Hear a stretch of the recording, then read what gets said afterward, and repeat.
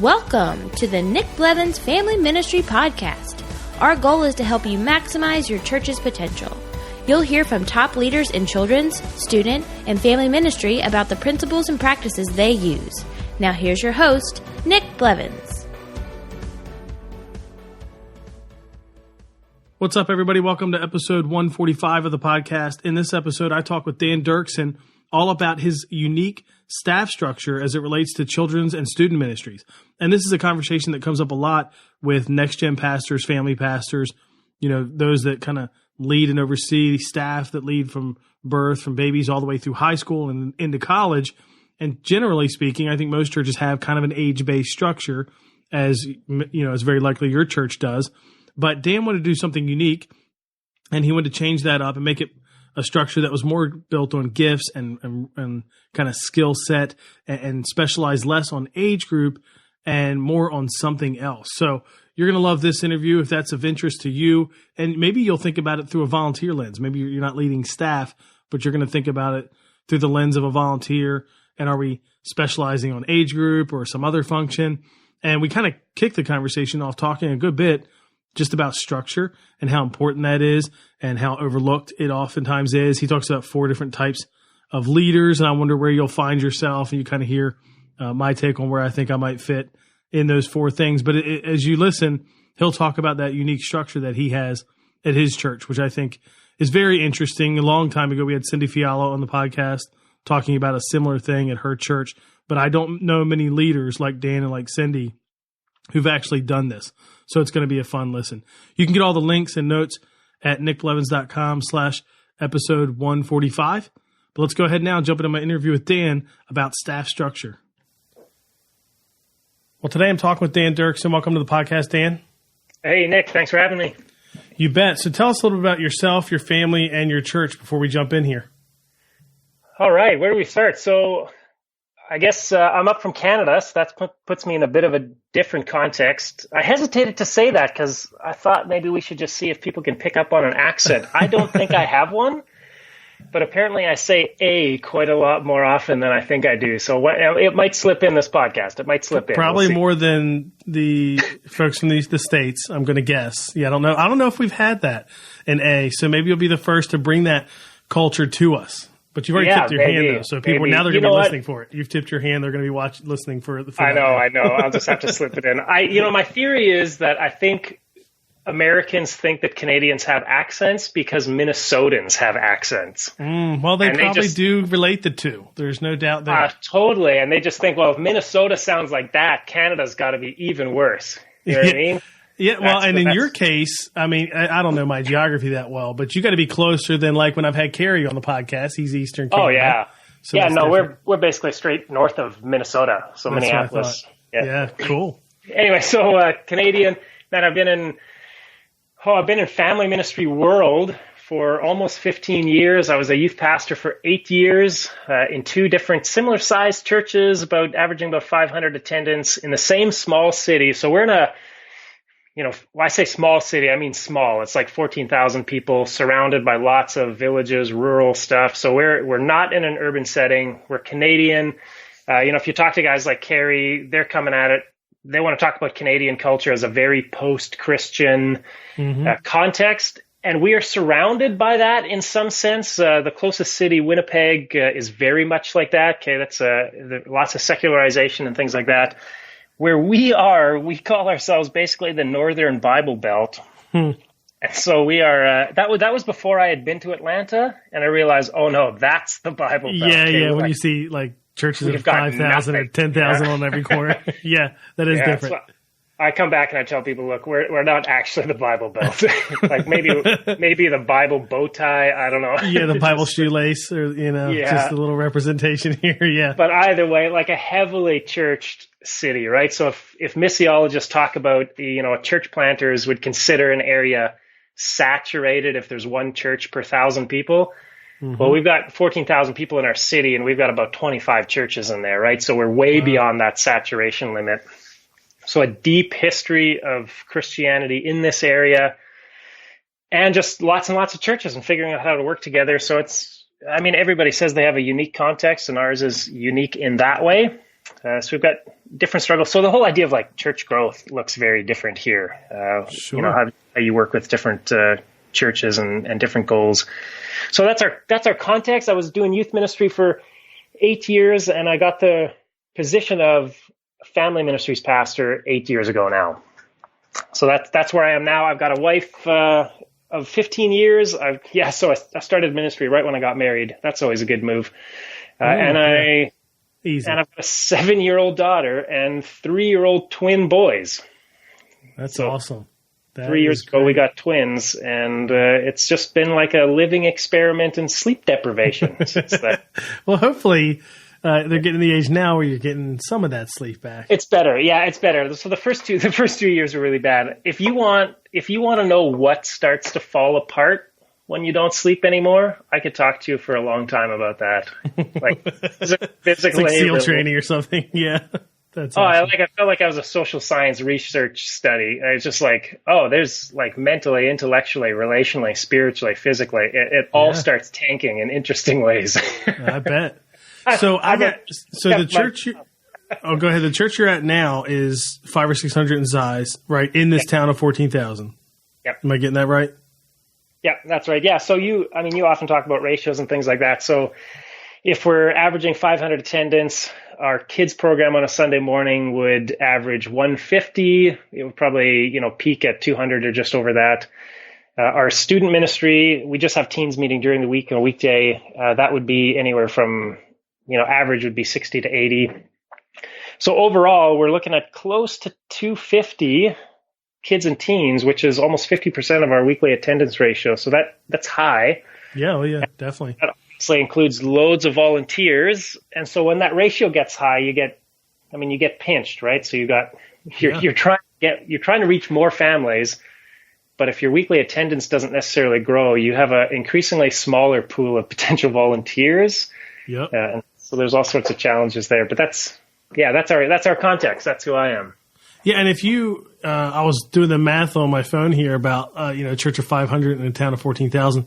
Where I am, much more populated, obviously, that church would have to be 30,000 in size. And I don't even know if that's quite accurate because there's even more people, within 20 minutes than the number I used, to represent that. So that's something that's significant, not to mention the fact that, and it's probably more of the churches like Carrie would talk about on the eastern part of Canada and the western part of Canada, where just the idea of a church of 500 or 600 is probably fairly rare.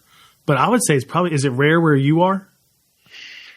No, not necessarily. I mean, there's probably only, 3 churches in our city that are maybe that size or bigger. There's lots of churches, 200-300 smaller yet in the area. Yep. Yeah, that's an interesting ratio, though. I hadn't necessarily thought of that. If you look at overall population versus your church attendance, we've often done that with student ministry. We've looked at the population of our local high schools and compared that to how many teens are connected to all the different youth ministries in the area. It's high. Yeah. That's good. Yeah. That's good. Yeah, I know some people that are listening might be familiar with Gene Apple. I don't know if you're familiar with Gene Apple. He twice, I think, when he's at Eastside Christian Church now, and I think twice in his history at this church and another one, he's had a goal of reaching 1% of the population in their town they're in. And that has been that's a massive goal. And yours is like 3.5% if I did the math right or something like that. That's right. Yeah. So and he does 1% because it's such a big goal, and yet at the same time here you are 3.5%. And I don't think sometimes you might think in a smaller town it's easier, but I don't know that it is. You know what I mean? I think it's the same. I mean, it's different style church, different size, different organizationally, but it's the same kind of challenge. That's pretty cool. Well, 3.5%. So we should just pack it up then. I think we just call it a success. Yeah, that's it. You're good. You're good to go. Who needs to reach the other 96.5%? Yeah. Whatever. Oh, yeah. Well, we got other churches to do that. Yeah, exactly. Leave it up to them. So I want to talk structure and some other things, but you're kind of the next gen pastor overseeing children and student ministries, and I know your structure is unique. But before we dive into what it looks like for you at your church, just talk a little bit about why you think structure is important. I don't know that it's necessarily the go-to for most leaders. You know what I mean? The top priority or even the 8th priority. So why do you think it's important? Well, there's a whole lot of reasons as to why we don't jump into it, and we can dive into that later. Structure is messy, and it's not something we're really trained on ever. I mean, my background, my education, Bible college, some seminary courses and things like that, we do not live in the structural world, right? Now I'm doing a different graduate study that is much more focused on some of these issues of organizational leadership. There's two authors, Bowman and Deal. They talk about 4 frames that most leaders tend to view their organizations through. And so let me just quickly run through them. And I think pastors often live in 2 of these frames, and we neglect some of the others, and really we hinder our churches as a result. So one of them is the structural frame, but I'll dive into that soon.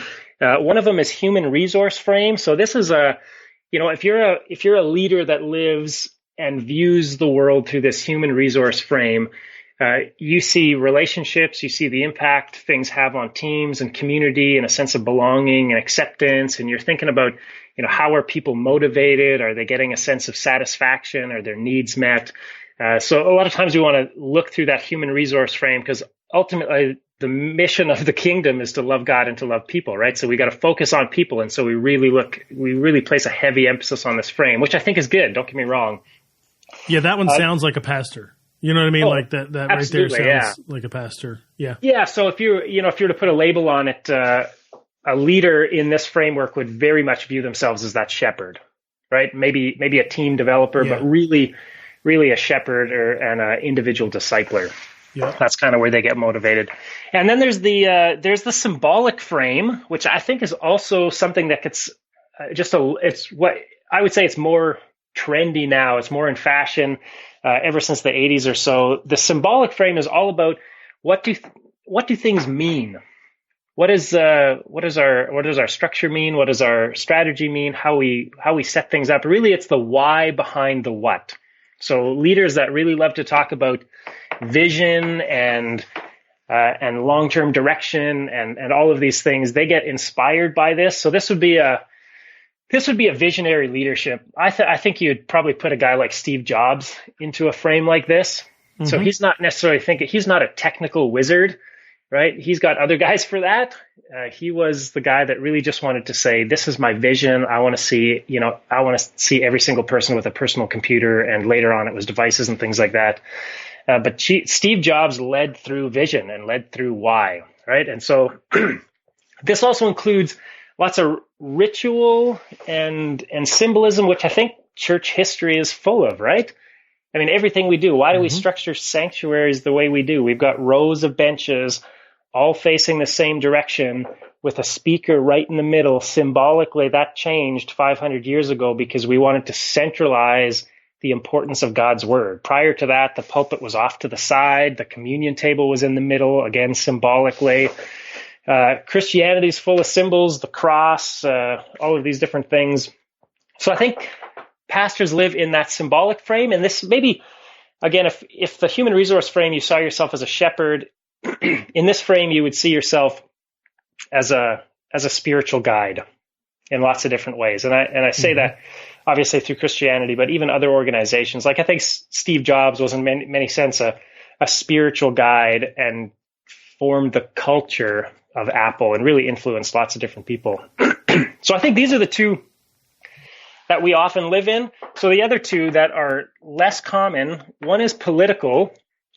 Churches don't even want to hear the word politics, right? Sure, I mean, that's just church politics. No, right? Like we'll be quick to say like, no, we don't do that here. There's no politics here, things like that. When the truth is that every organization has politics. I don't care who you are. Every organization has it. As long as you have people in your organization and you have a limited amount of resources with competing agendas and desires, you are always going to spur on political behavior. And it doesn't have to be a bad thing, right? Every organization is going to have politics. You can have good politics and you can have bad politics. And I think when we neglect it and we don't even want to look at it, ultimately we probably drift towards the bad politics because we're trying to sweep it under the rug, right? How would you define politics in this case for somebody who's just thinking like the negative side or, what it feels like in political world. You know what I mean? Like, how would you define politics in an organization? Yeah, that's right. I got to remember, I'm coming from a Canadian context, so the word political maybe doesn't sound quite the same as it does for all of you down south. I don't know. It's pretty charged here. It's pretty charged here. It's not like things are going well between two sides of an aisle. Yeah, we see it. I hear more of your politics on my news channels than I hear about my own. So that's hilarious. Well, it probably is more, probably gets more views and clicks, and you know what I mean? It's probably totally a reason for that. Yeah. When I say political, it means how do you have dialogue and how do you have productive disagreement and conflict when there is competing views as to how resources should be spent. So in a church, it's budget stuff. It's maybe it's volunteer, right? It's your human resources that there's sometimes competition over. Under the political frame, there's power dynamics, right? And again, power is another word in the church that we don't necessarily want to talk about, but there is always different power dynamics, right? So you have positional power. There's people with titles and authority and things like that. You've got people that have relational power, right? So even though you don't have a position, we all know those people in our church that really are the hub of some of these informal relational networks, and they have way more influence than they should have because they don't even show up on our organizational charts or anywhere like that. But you know who they are, right? They're the power players in your church. Yeah, I think about churches that have a long history, and you can point to like 3 families that are really deep rooted in the history and still have a big presence. Yeah.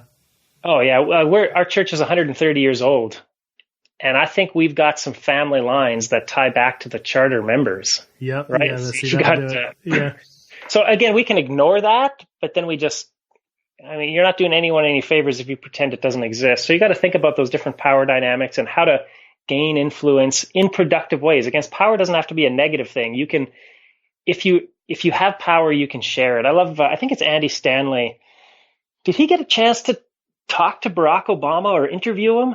Is that the content? He was a speaker at the National Prayer Breakfast thing. He basically preached a message to Obama. Yeah, that's what I thought. So I heard Andy talk about this on a podcast, and he had just pitched the question, like, what do you do when you're the most powerful person in the room? Right, because that's a good question for the President of the United States, for sure. Yeah, and I think it's a good question for us in the church because, like it or not, we have power, and we maybe don't want to think we do because, right, the whole upside down kingdom, Jesus says the first will be last. So the idea of, recognizing that, hey, we've got a ton of power in our position, and we've got tons of influence. But now, what do we do with it? Right? Mm-hmm. How do we share power? How do we push that down? How do we empower other people? Using the place that we have, right? It's this idea of how do we invite people to the table because we're the ones at the table. We built the table. We run the table. Yeah. How do we invite people to it and give them a voice? So I think that power political dynamic is really important because you have to learn how to navigate disagreements, conflict, influence, negotiation, all of these things that live there. So that's political. I guess a leader that lives in that framework, they are, again, I don't want to cast it negatively. Someone that's unhealthy is definitely just going to seem like that manipulative scoundrel, right? We don't even like that. But someone doing that really well, I think, is going to be an advocate. Someone that learns how to use power and navigate relationships really, really well for the sake of others. And so I think strong political leaders within the church are actually really valuable, and we don't give that enough attention. Lastly, is the structural frame. Okay, this is totally different than the others. This is where you talk about organizational charts, you talk about systems, you talk about setting goals and objectives, and it's really, leaders in this realm probably look a little bit more like CEOs, which again is an uncomfortable label in the church world, right? Like There's a whole lot of people that rail against pastors that look too much like CEOs. And yet there's lots of positive there, right? Like there's an unhealthy side to that where someone is just, all they are is tracking metrics and looking at numbers, and they're forgetting about the people in the human resource realm. They're forgetting about the vision in the symbolic realm. They're forgetting about, advocacy and things like that. But you can have a really healthy person in the structural realm that moves your organization forward like nothing else. Like you have to pay attention to these things, and that's structure, strategy, systems, processes. It's even how you staff. It's your leadership style. All of these different things. So I think this is the this is the perspective that I missed for almost 10 years of ministry. Like I wasn't even there. I wasn't trained in it. I wasn't thinking about it. I wasn't reading books that fit into that realm, right? Like, so we might talk about it later, but a book like The 4 Disciplines of Execution, or, in the ministry world, Andy Stanley's 7 Practices of Effective Ministry, those would be in the structural frame, right? Yeah. So people that, and anybody, I mean, in other organizations, if you're talking about quality control and lean manufacturing and Six Sigma and things like that, I mean, if that's where your head goes, you're definitely a structural leader. Yeah, I like structure, and before I worked for the church, I worked for Northrop Grumman, which is a big national defense contractor, and I sat in a Six Sigma training, and I have to admit, even I was like, I don't know about this. I mean, like, I believe in it, it's helpful, but like, I'm quite bored right now. You know what I mean? And I'm probably different than most church leaders I know, in that I actually love this stuff. I think I'm more wired in this category than some other categories. Yeah. So I can see where people there are levels in each for sure. Yeah, and I can see where it's hard for people, because even especially if you don't like it, if you're not your natural wiring, you're not going to go search for it. You're not going to read the 4 Disciplines of Execution book. But what's interesting? I was thinking about this as you were just saying that, that this is important that, organizations lead it. Isn't it true that, I don't know if you've seen this, but I've seen where if you look at like a successful church that has grown large enough where structure matters even more, right? So 10,000, 20,000, whatever. Yep. Which you really can't grow that size without paying attention to this area. There's always somebody that you don't know, because it's usually not the lead pastor, who is great at it, who's behind the scenes, number 2 person maybe. Totally. Like I can't even think of his name right now, but at Life Church, who, Craig Rochelle works with, and he was on Carrie Newhoff's podcast. And again, you hear that and you're like, oh, that is so gold. No wonder that's working well. You know what I mean? And a lot of times you never know that person. Like, you've never heard their name. No. You don't know who they are. In the church, everybody knows who they are, staff wise, but outside, you don't even know who they are, and they're just so important. Even like on the Canadian side, Carrie Newhoff and Connexus, right? Yeah. It was only recently that I got to know some of the staff behind the scenes, and they've got some rock stars on their staff, right? And they're the ones really building and expanding the mission of the church there. But nobody knows them, right? Yeah, well, and I mean, Jeff, who's like kind of now the lead pastor, he was like executive pastor, and before that was family pastor, and I've known Jeff because of that connection. For a little while. And I met with him, I want to say, I actually got to go up and visit there. It's probably been 4 or 5 years. It was before they made that transition. Oh, nice. Yeah. And if you sat and talked, and I've known Jeff, but that was like we had almost a day to just talk. And man, if you, when I had that experience, it was like, man, Jeff, you could go lead some business.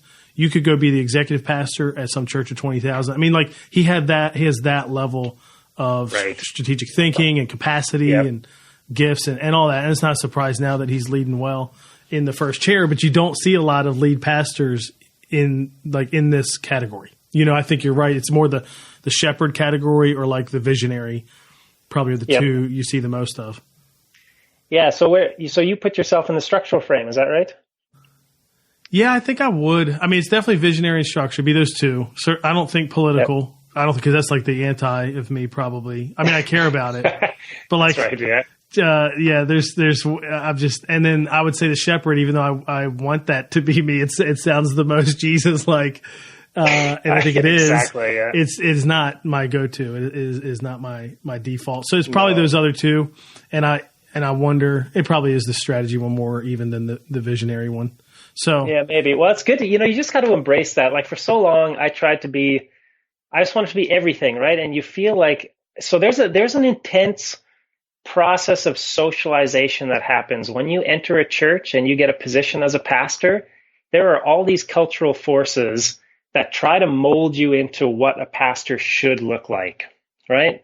And a lot of times we don't notice those things, but I think those unspoken behind the scenes forces, and that could be just, a comment on a Sunday morning. For us, I've been in a couple of churches that have conservative traditional pasts, and it's right.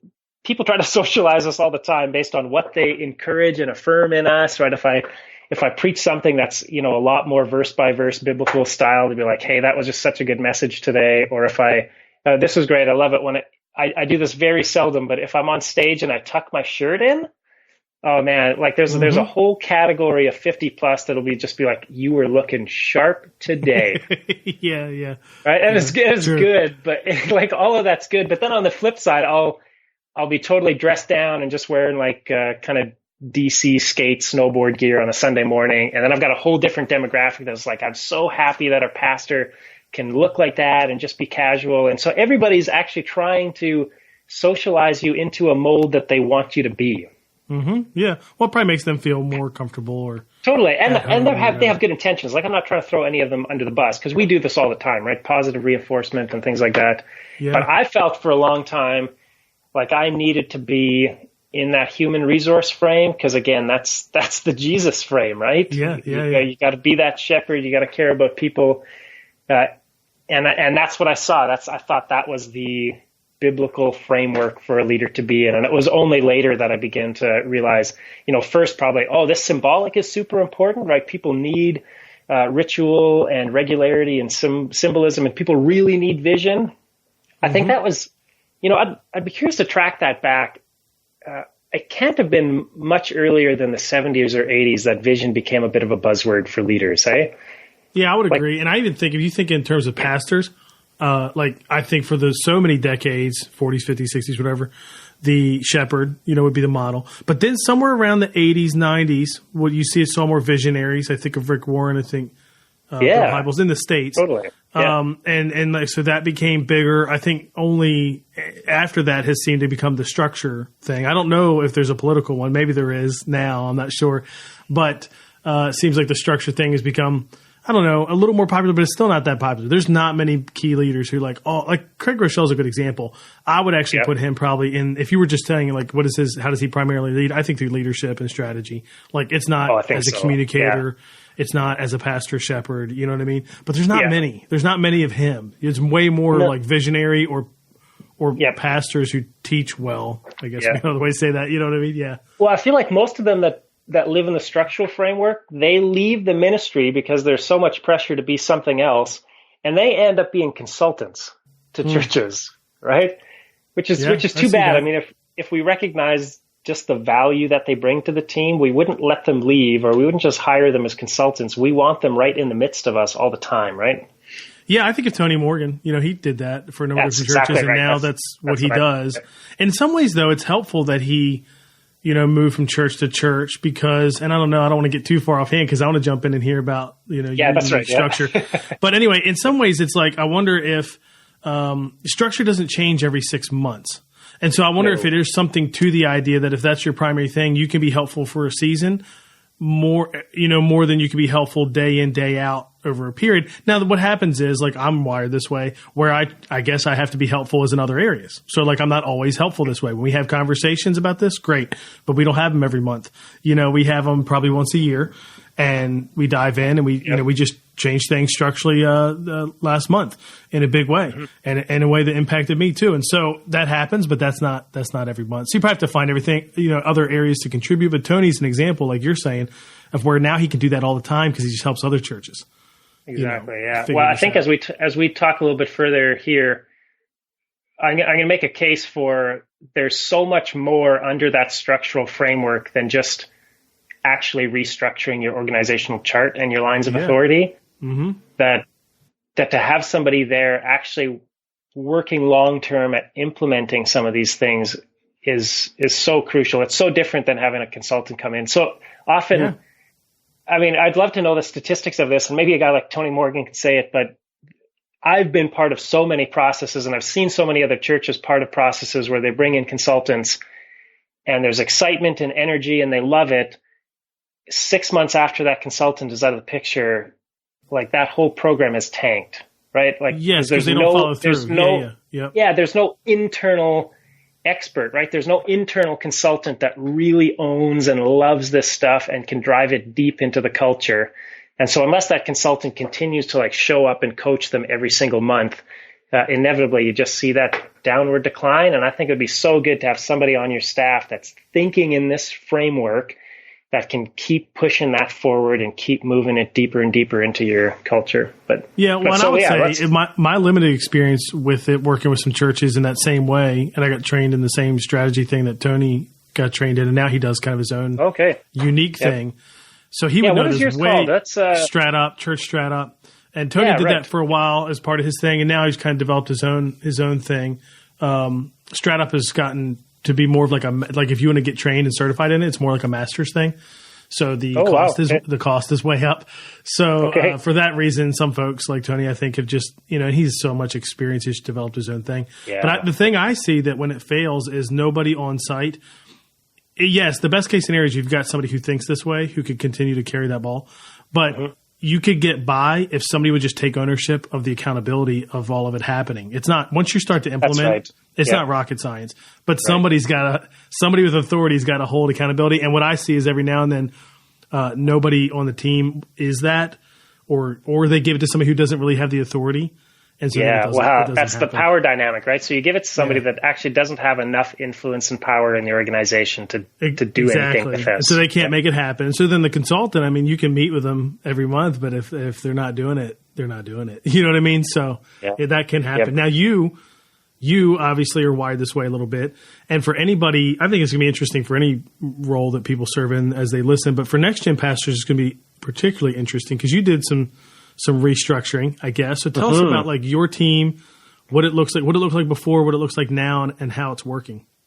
Yeah, absolutely. So like I said, I wasn't always looking at life and ministry through the structural frame, but I started maybe 6 to 8 years ago, really out of necessity. So I'll just back up a little bit. When I first entered into family ministries, I would say that I was a very unlikely next gen pastor, partly because I wasn't at all passionate about children's ministry. Okay, like 10 years ago, I was. Well, you said you did youth ministry, so I wouldn't say that's uncommon. You're probably among other youth leaders. Totally, I was a youth guy, right? That was my title, my identity. That's the silo that I lived in, right? I didn't care about influencing anything bigger than that. I just wanted to have the best program possible. I wanted to invest in the lives of youth, see transformation, build great youth programming. And so then I got, I had a bit of almost a sabbatical type year off where I just did construction and things like that. And I got called back into ministry with this church that wanted a family ministries pastor. And honestly, I didn't know what the role was. And I would say they didn't really know what the role was, right? They didn't know what they were hiring me for. And so there's quite a bit of time at the beginning where it's just, everybody's probably felt this. If you've walked into a new role somewhere, probably most next gen pastors have just walked into the role and at some point been like, what am I doing? Yeah, that's the joke, right? If you don't know what your job title is, you're probably a next gen pastor, or if you exactly. Yeah. It's this/this/this/. Yeah. So that's where I was. It was just this like nebulous, like I know I'm a pastor here. And I know that I'm responsible for children's, teens, young adults, parenting, and marriage. But what on earth am I supposed to do? What does that whole package begin to look like, right? I knew what youth ministry looked like. I didn't know what this looked like.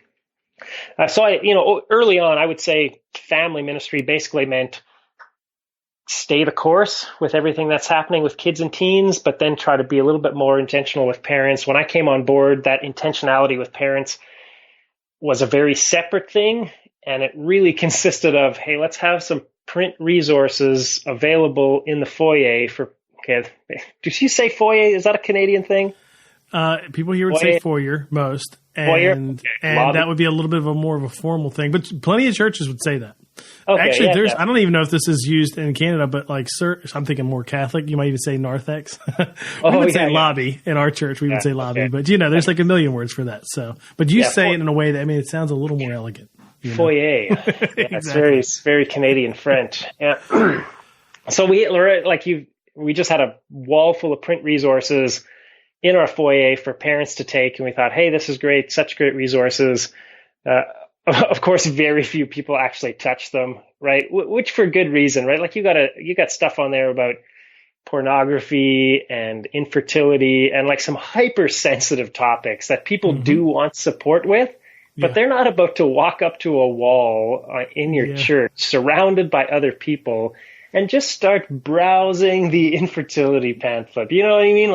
Yeah. That's just not going to happen. And so our approach to it, I think, was all wrong. But that's really what family ministries was.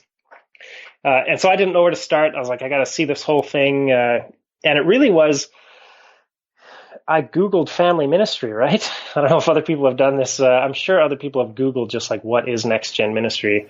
Sure. And they'll probably find your blog. But probably, because there's not a lot out there. So it's easy. Exactly. It's easy to find one when there's not many mentioned.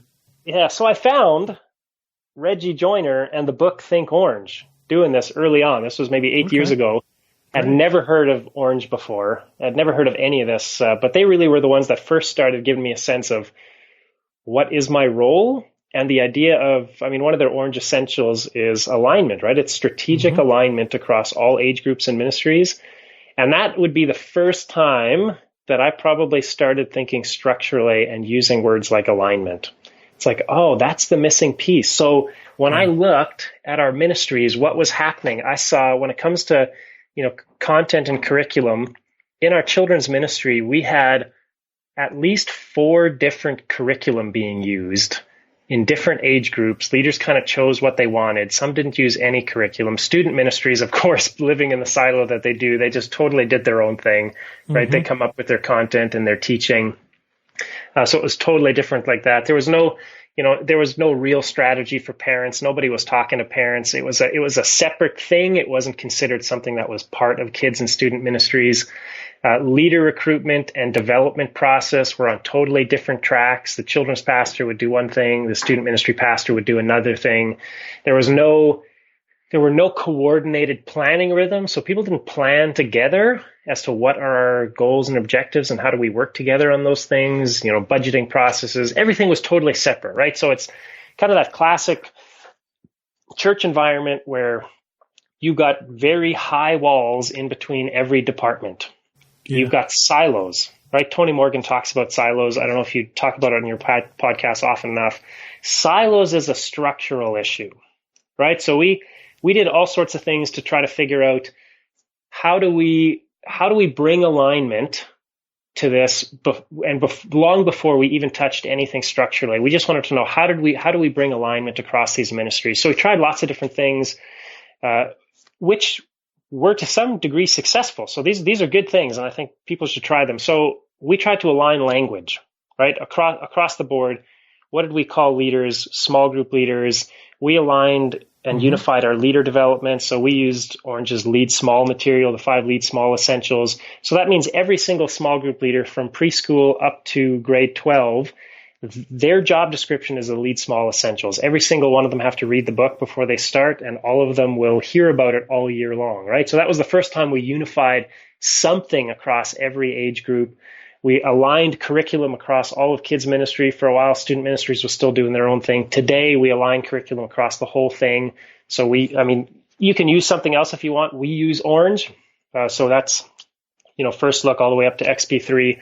And, I'll just say this. This was really good advice given to me actually by Jeff Brody from Connexus really early on in my journey, is it doesn't really matter which system you use when it comes to curriculum and things like that. But just pick one and go for it, right? This idea of dabbling a little bit of this, a little bit of that, gets really confusing and nothing really aligns, and you never discover the full potential of any one track. And so really early on, he had just said, just pick one. This way, he said it at the Orange conference, right? He says, if it's Orange, that's great. If it's not Orange, then go all in with something else. But don't try to cross-pollinate, or else you're going to dilute the whole thing. And so we just took that. I took that and was like, that's great. I love it. Let's pick something and go deep into it. And so that's what I say. We went deep into Orange, and so we aligned curriculum across the board using language, using training materials. We started bringing leaders together for orientations and training. I remember this had never happened before. We finally started bringing every leader together, children's and student ministry leaders together for training, because there's so many things that they all need to know, right? At the beginning of the year, I want them to know the vision and the strategy behind family ministries. I want to share stories, and I want to get them all excited about them. And I want them all to feel like they're on the same team, right? You're not on separate teams. You're all playing the same game. And so we brought them all into the same room, and we started doing this. And then, of course, from these large group training sessions, we inevitably have some breakouts where they move into their age group and talk about, okay, so what does, for instance, the lead small essential make it personal look like in high school versus elementary? Well, that's totally different, right? So some of those things you definitely need to break out into age groups, but we brought them all together and we started unifying the picture through those means. And I'd say we made loads of progress. But at the end of the day, it really still felt like we had two different silos. We had children's ministry and we had student ministry. And after years of kind of coordinating systems and language and things like that, I was just kind of banging my head against the wall. It's like, what is missing?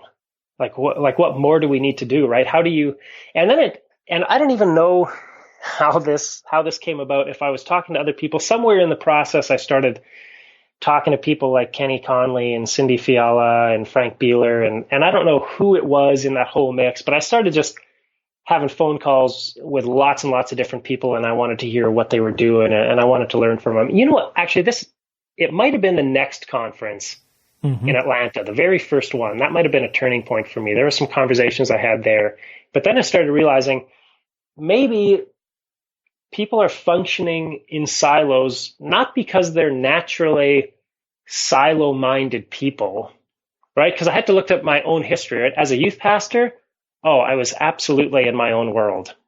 Now, am I the type of person that doesn't like to collaborate and align? No, not at all. I love that stuff. So I had to ask myself, why did I for 8 years function in a silo? And the answer was very simple. Because my job description told me to. Sure. That was my role, right? Nobody said my role was bigger than that. I wasn't a generalist. I was hired to be a specialist. And so I did that as best as I could. And then I realized this isn't a people issue, right? I mean, and that's often where we go with it. It's like, oh man, they're like this youth pastor or whatever. He's just kind of doing his own thing and he's really hard to work with. And he's not really thinking about transitions from kid ministry or young adult stuff. And it's not working. So, he gets frustrated, he resigns, or we fire him, which usually on paper looks like they're resigning. Sure. And then we just try to hire the next guy that's going to do better. But we put him in the exact same role, in the exact same structure, in the exact same culture as the last guy, and we don't get any different results.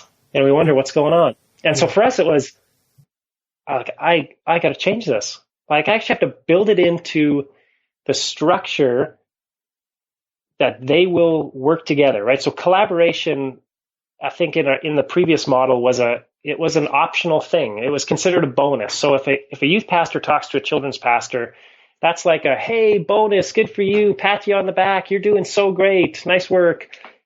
And I wanted to move it out of that world to, it's not a bonus, it's foundational. You can't even do your job without collaboration happening, right? And so that I knew we needed to change things at a much deeper level. And so what we did, and I started messing around this stuff long before I had the proper language. I would say that I started tinkering with structure before I really knew what I was doing, which is a bit risky, but at some point you just have to start acting and trying some things, right? So, sure. So we wanted to move away from this age-based model, which now I would say the language I would use, it's a divisional model or a program-based model, and that's something that gained loads of traction in the early 20th century. If you want to pinpoint it on one organization that really popularized it, it was General Motors, okay, auto manufacturing. So if you want to look at where did most of us get the structural elements for our church ministries, probably GM, right? We're running our churches like it's an auto manufacturing conglomerate. The same thing, making cars, whatever, making disciples. Yeah, that's just right. Yeah, strategy, that's all the same. So why not structure the same? So that's where it came out of, right? So, and I think that for me, I just realized that, this is a historical, cultural thing to do, like to separate staff by age-based and by program-based stuff. This isn't a biblical model, right? It doesn't mean it's bad, but it means it's optional. It means what we're doing is optional. That means we have freedom to try something else. And so we started looking at, what are the different ways? So if we were to start from scratch, and this is a great exercise for you to do in your team if you're thinking you need to go a little bit deeper, is is really write down and even put it on sticky notes on paper and creative boards if you want, but write down everything that happens within family ministries. What are the roles? What does it take to do all your programming, to reach kids, teens, partner with parents, all of that stuff? Write it all down and start again. If you were to now divide all of those roles and responsibilities, how would you do it? Right? So one way is just by ages, right? So here's all these things in preschool. Here's all these things in elementary. And that's a divisional structure. So we put every single thing into one category, right? So a children's pastor and a youth pastor, they're both responsible for teaching, communicating, developing leaders, recruiting leaders, marketing, programming, worship, tech, outreach, probably counseling teens and parents once in a while, everything, right? So everything fits into each one of those age-based categories. Mm-hmm. And we messed it around and said, what if we didn't try to squish all of those into an age-based category? Because let's be honest, nobody is good at all that stuff, right? Nobody can do all of that really well. And so, I mean, I tried to do all of it well, but inevitably we fail, right? So like the stereotypical division in my mind is children's pastors are really, really good at some of the programming organizational stuff, right? They're detailed, disciplined, hardworking people. Again, this is just stereotypical. Stereotypically, youth pastors are people, relational oriented. They love to build teams and develop their leaders and create community and things like that. And so in each of those, all the other stuff suffers because you'll only end up doing some of the things really well.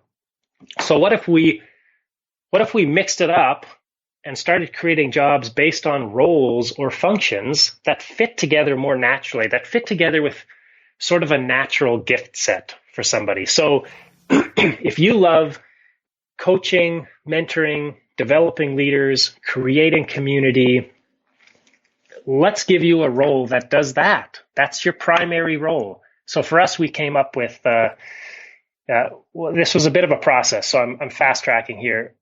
We came up with a team development director, and that's his primary function right now. He's the one who recruits, he orients, he creates our strategy for how we develop leaders. So he's the one thinking about leadership pipeline, coaches, all of that stuff. How do we track all of that? How do we bring someone through an onboarding process? So he's the champion for all of that. Of course, every leader on staff is thinking about volunteer development, but he's the champion for it, right? So he's the one that actually says, this is how we're going to do it across the board in a team-based setting. And then there's other people that are really good at some of the creative programming elements. They love thinking about how do you create an engaging environment for kids and teens, right? When they walk in, there's going to be that wow factor, and they're going to, everything is going to tie around one central element. For us, it's small groups, right? So how do you create this whole environment from physical spaces to staging, to sound, to music, to the schedule for the evening or the morning, all of those different elements? How do you create that environment that really sets people up to win in ministry? And so really for us, the two, you could split it way finer than this. We're a smaller setting. We're not a mega church. And so for us, we've got two big categories. If you're in a mega church, you could split this up way more detailed than this, but we just created a big programming bucket and a big people bucket. So we've got someone creating the environments for people to meet with kids and teens and for ministry and relationships to happen. And then we've got another person who's responsible for getting and developing those leaders to be in those spaces. Does that make sense? It does. And that's across all age groups, like, preschool, whatever, all the way through high school. Yeah. So our team development director, he's thinking about, he's looking at all the gaps everywhere for leadership and figuring out how do we recruit to fill that age 2 leadership position, that junior high small group leader position. He's the one tracking all of that. Again, he's not doing all the recruiting because you can't, right? Even in our setting, we've got, over 100 volunteers. So he can't recruit and fill all those slots. Otherwise that would be nobody would want that job, right? That would be the worst position ever, right? Hard. Your whole job is just recruiting and cold calls. First of all, that's not a good style of getting leaders. But so he's thinking about, like, what does our recruitment process look like across the board, every age group? And so then our programming department, they're looking at alignment on how we create programs across the board. So what does even the progression look like from preschool to elementary to preteen to junior high, right? So they're looking at tech, worship. So what does worship look like in preschool? How does that change in elementary? How does that begin to change even more in junior high? And ultimately, we're progressing them to feeling like they really fit with a larger church. So by the time they get to that teenage level, on a Sunday morning, I don't want them to be in a separate environment that we've created for them. I want them to feel like they really resonate with our large group worship that happens on a Sunday morning, right? Statistically, that's the best place for teens to be anyway. Yeah. I think the U.S. studies would be showing that too. Hey, like if you think Fuller, Lifeway, Sure. Barna. Yeah. Yeah, because we had a similar large scale study done in Canada a number of years ago, and they would say that the two places that you want teenagers are A, in your intergenerational worship gathering, or B, serving in children's ministry. Like those are the two places that are most highly correlated with them continuing on with a lifelong faith and staying connected to the church and staying connected to Jesus. Yeah. So for us, that's where we want them, right? So the whole programming piece, that the programming directors are looking at how do we progressively transition kids into feeling like they belong in our Sunday morning worship environment, right? So it can't, if they're programming in such a way that right before the teenage years, our environments look radically different than Sunday morning, then that transition is going to be super harsh, right? So we have to be thinking about steps. So our programmers are always thinking about steps. They're thinking about phase-based stuff. What phase of development are teens in, and where do we want them to go, right? Where are we trying to get them to? And so programmers are thinking of that whole spectrum and transition across the board. Team development's thinking about people across the board. Yeah. And then I'm really the coordinating role that fits it all together. So, right, like I'm the champion for all the Orange Essentials, which have become our main strategic essentials. I'm the one who acts as so those essentials influence everything everybody does, but I'm definitely still the champion for, keeping that all together and partnering with parents and how do we resource parents. So I'm kind of a consistent voice there. And that's our system now. We messed around with a few different things. So at one point we tried early on, we split it up not between programming and people. We split it up between large group and small group, which is very similar, but there's some subtle differences there. We thought the large group environment requires a certain gift set, and leading small group leaders to influence kids and teens is a different skill set. Sure. And so we tested that out for about a year, and we had some success with it. And honestly, I could probably move in that direction again. For us right now, this is working. But anyway, the idea that there's lots of different ways for you to split up your staffing model. And so we rewrote our job descriptions, again, with collaboration as a mandatory piece and all of it. Like this team development director, he can't live in a silo. Sure. He's responsible for all those things. Yeah. So there's no age-based. Now, I will say this. Some people are probably thinking this already. The danger is that you break down all the silos and you just create a bigger one called family ministries. Yeah. Right? Yeah. I was thinking you said that on a call we were on together a week or two ago, and I was thinking about that too. It's just true. It could happen. Yeah.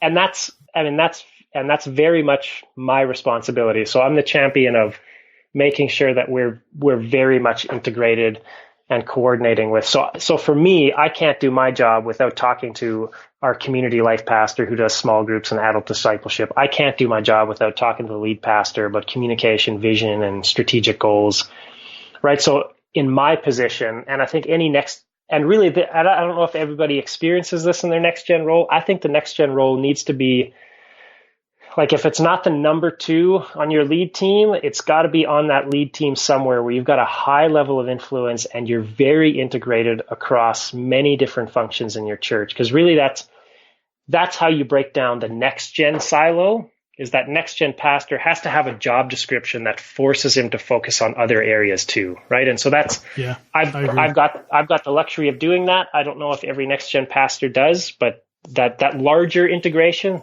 that lives with us. So if you've got the next gen pastor role, that is your job. You're the one that makes sure you don't create a next gen silo. You need to make sure you integrate it with everything else. Yeah. Now, there's a bunch of things I wanted to dive in and talk about, but we kind of run out of time here. I do want to ask one last thing, though, because when I've talked with other Next Gen pastors about like a different way of staffing and the way you're doing it is one example, because there's the age group model, but then there's this, I don't know if you'd call it a gift skill set model, if it's based on the people, or maybe in your case, it wasn't even based on the people as much as it was just getting things less out of the age groups and generalist, and now you're more specialist. It's kind of like you're either specialist by age group or you're specialist by role isn't the right thing to say, but you know what I mean? Responsibility. Well, I'm a specialist as with community and leaders, or I'm a specialist with age group. You know what I mean? Yeah, in the organization world, it would just be it'd be called function. So you're either organizing by division or function. And so go ahead. I was going to say those are the two main divisions. There's lots of different kind of subcategories, but we basically shifted from divisional to functional staffing. And the one area where I can see it is pretty difficult, and I'd love to hear what it looks like for you guys, is preschool, nursery, toddler, because as you get that young, the needs, the care, the specifics that don't exist anywhere else, like the leader, the knowledge that your leader needs there is different than it is in the other areas. So what does that look like for you? Is there a volunteer that leads that area? Does one of those staff people kind of oversee that? Because I've seen like Cindy, our friend Cindy Fiala, she had it where on the weekend somebody was, point over that area and they were good at it. Like it was kind of something they knew. And then during the week, they kind of leaned more into that function role, that was less age preschool specific and more function. So it's kind of like two hats, a weekend hat and a midweek hat or whatever. What does it look like for you guys? How do you handle that when it's kind of unique?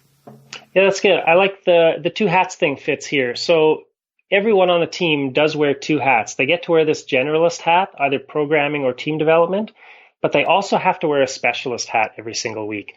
Because I don't want staff just behind the scenes all the time. I want them to remember what it means to be focused on one age group and remember what frontlines ministry looks like. Mm-hmm. And so I want them plugged into an age group somewhere and we call it acting as a team leader. So our team development director, during the week, he wears that hat and he looks at all the needs and all the recruiting and all the developing for all the ages. On Wednesday night, he puts on his high school team leader hat and he shows up to our high school ministries and he runs that. He coordinates and leads that program. Even though our programming director will have created all the programming elements for high school, he'll show up and he'll walk people through it and help execute it and lead the team to do that really well. So he's got his specialist hat on and his generalist hat during the week. And so in a similar way, one of our programming directors is thinking about programming, a wide variety of age groups. But on the weekend, one of her hats is that preschool nursery area. Now, there's so much to do on the weekend, and we're a smaller church, so we drive a lot of stuff down to volunteer leadership and raising up high-level volunteers to take ownership of things. And so we've got a team of volunteers that owns our supervised nursery and nursery spaces. And it's only until kids get up to age 2 and 3 that we start adopting that small group leader model, and then it comes under a different area. But gotcha. Yeah, and I just think that's almost impossible to not do it that way. Like you kind of need somebody playing the age group specialist in younger preschool, nursery, toddler, all that things. But then you can still make it all work just like you do. You can still run this model. You just may have people wearing a couple different hats, which is cool. So as we wrap up, you're going to be I think this podcast is going to hit right before the Orange Conference, the week before, something like that. So you're going to be leading a breakout there a little bit on this topic. So tell us about that and how people can connect with you through your blog and things like that. Yeah, man, I'm super excited to be at Orange this year as a speaker. So if you're coming and this is interesting to you, we're going to dive deeper into all of this structure stuff. We're going to talk about, what are some of the assumptions that we come into staffing and structure with, right? One of the assumptions we've already talked about is we just assume things need to be age-based. Another assumption is we just always think what we need is more staff. When the reality is you just need different staff and you maybe just need different job descriptions. So there's all these different assumptions. We're going to unpack those things. We're going to look at the bigger picture of what structure fits into. So you can't just mess around with your staffing structure if you're not also thinking about things like your overall strategy, your leadership style, skills that are necessary, systems, staffing, how you hire people. So we're going to look at kind of that bigger picture of structure is only one lever that you pull on. and it's connected to a whole bunch of other levers. And so you need to know how those play together. So that's OC19. It's just called, what's the title called? It's Structure Next Gen Teams to Move Further Faster. Right? Which so you can I know see for for next gen pastors, like family pastors, anybody that oversees, preschool, elementary, middle school, high school, this is a big conversation. You know what I mean? They want to know, how do you structure my team? What are the options? What works best? What are the pitfalls? So this is going to be really helpful for them. And of course, it's in the next gen pastor track, though anybody can take whatever they want. That's right. Yeah. And I think, it is only an hour breakout. So inevitably, we're not going to get nearly as much done as we want. So this is something that I'm passionate about.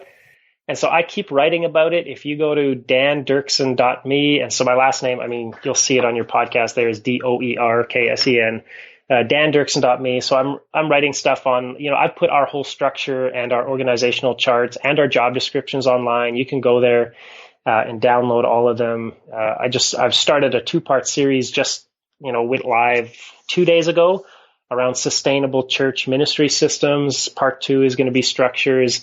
So this is something I'm going to keep writing about. So if you want to dive deeper, let's start a conversation on there and we can keep interacting. Awesome. Well, Dan, thanks for coming on the podcast to talk about this. I look forward to, I'm signed up for your breakout, so I'll be there. Look forward to that at Orange. And we'll see if people reach out and have some questions. And I think especially in the role we serve in, it's really common. But for people listening, if you're a children's pastor, student pastor, it still applies. It just may be more with volunteers, or maybe if it's a larger church with your staff. So, it applies across the board. So thanks for taking time to share this with us. Appreciate it. Yeah, you bet. Thanks so much, Nick. Well, there you go. I told you that was unique. Again, we talked about that kind of thing with Cindy Fiala on the podcast way back when. Like in a single-digit episodes. And I know maybe a couple other leaders who do something similar, but not many. Most leaders have kind of that traditional age group-based model.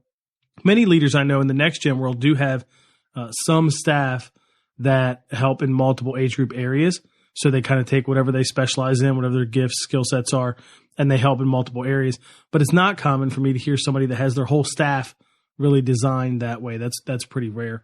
I think some action items you can take coming out of this episode are to evaluate your structure, whether it's a volunteer structure, a staff structure, and figure out, are you based on department or age group? And is there a way that maybe you could shift and be more about function and skill set and gifts and maximizing that, making people specialists in that, not so much specialists in their age? I think that would be helpful. I think another action item would be to check out Dan's blog. He blogs about some of the things we talked about. And if you check that out, you may find some things that you want to take and apply to your ministry. Maybe it's maximizing the type of leader that you are, as we talked about early on here. I think that could be helpful. And then a third action item I would say, and we didn't even talk about this, but whenever I'm talking to leaders about structure, I think one of the most helpful exercises you can do is to draw an org chart. And maybe this will just be staff, maybe it'll be staff and volunteers, or maybe it's just volunteers. It doesn't really matter. Draw an org chart for what your ministry would need to look like structure-wise to double in size. That exercise is so helpful because it really starts to help you think through areas that you need to grow or change or adapt or just completely start over if you're ever going to reach that double the size number. And so often structure needs to precede that. No different than you have to build the foundation of a building, for 4 stories before you put on the 4 stories. And the same is true in our world, except you can easily miss it. We can completely grow and then get stuck because of structure and not even realize it. So again, the show notes you can download at nickblevins.com/episode 145. Thanks for listening. I hope this was helpful, and I hope you have a great week. I'll catch you next time on the Family Ministry Podcast. Thanks for listening to the Nick Blevins Family Ministry Podcast. We hope this helps you maximize your church's potential. We would love to hear stories of how you apply what you've learned. You can do that by leaving a comment on iTunes or in the show notes at nickblevins.com.